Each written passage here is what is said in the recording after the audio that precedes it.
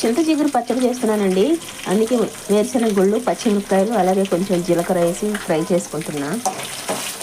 ఇవైతే ఫ్రై అయిపోయినాయండి. ఇప్పుడు ఇదిగోండి చింత చిగురు.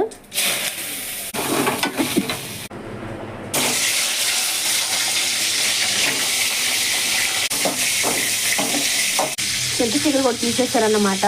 టమోటాలు ఫ్రై చేసుకుంటున్నా.